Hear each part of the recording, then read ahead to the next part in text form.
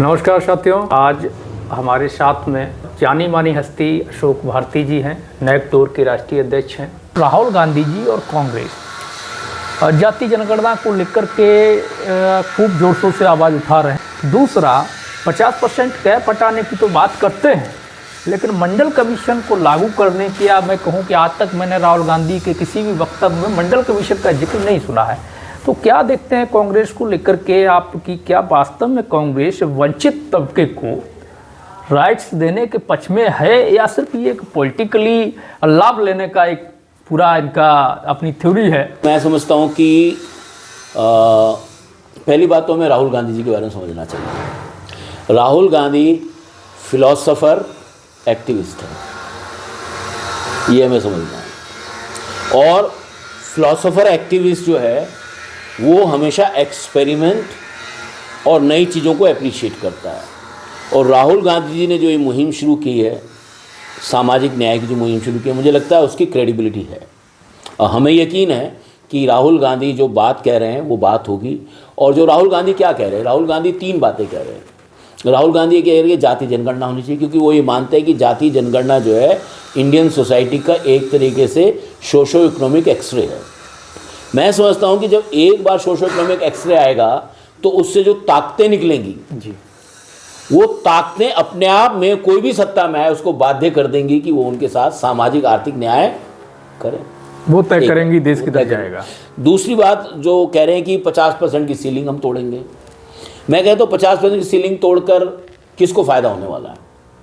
अनुसूचित जाति को तो उसकी आबादी का हिस्सा मिल रहा है, अनुसूचित जनजाति को उसकी आबादी के हिसाब से संवैधानिक प्रावधान है। असली फायदेमंद कौन है? बैकवर्ड है। और मैंने जो आपको थोड़ी देर पहले बताया था, शायद वो वजह हो सकती है कि राहुल गांधी जो है उसका जिक्र नहीं कर रहे हैं,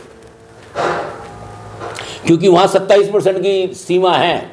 आपने जो डिमांड किया है, मंडल साहब ने जो डिमांड किया है, केवल 27% की डिमांड की है उन्होंने। राहुल गांधी ओबीसी समाज को 27% से ज़्यादा आरक्षण देने की बात बिना मंडल आयोग का नाम लिए कर रहे हैं। तो हमें समझना है। तो मैं समझता हूं कि राहुल गांधी जो है एक संभावना है, लेकिन जो दलित हैं, आदिवासी हैं, पिछड़ी जातियां हैं, जो माइनॉरिटीज हैं, उनको एक बात समझनी है।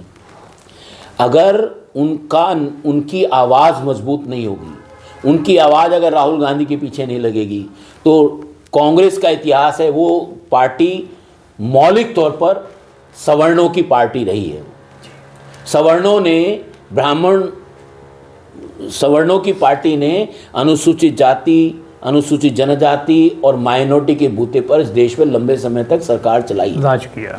लेकिन राहुल गांधी उससे अलग सोच रहे हैं। तो ये पहली बार हो रहा है कि कांग्रेस सवर्ण समाज से इतर जाके पार्टी को बनाने की कोशिश कर रही है। मुझे लगता है इस मामले में हमें राहुल गांधी का साथ देना चाहिए। और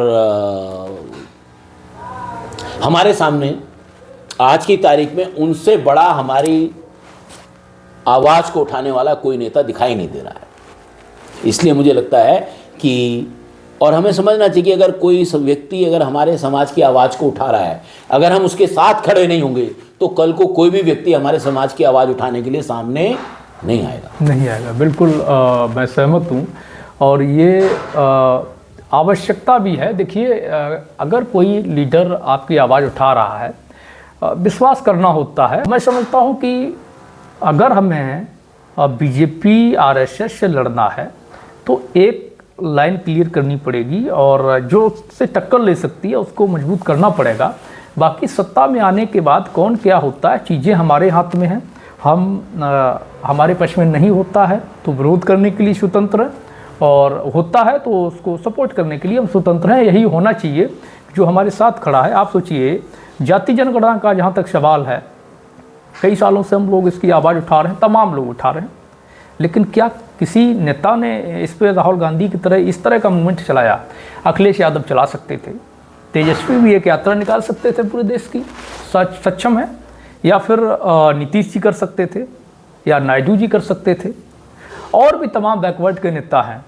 लेकिन उन्होंने ये सब करना शायद उचित नहीं समझा, क्योंकि उनको लगता है कि इसकी कोई आवश्यकता विशेष नहीं है। जब चुनाव आना है तो 2-4 सभाओं में आप जाति जनगणना बोल दीजिए किसी इंटरव्यू में आप जाति जनगणना बोल दीजिए और उससे आपको वोट मिल जाएगा। उसके बाद आपको क्या ही करना है, समाज से लेना देना कुछ है नहीं।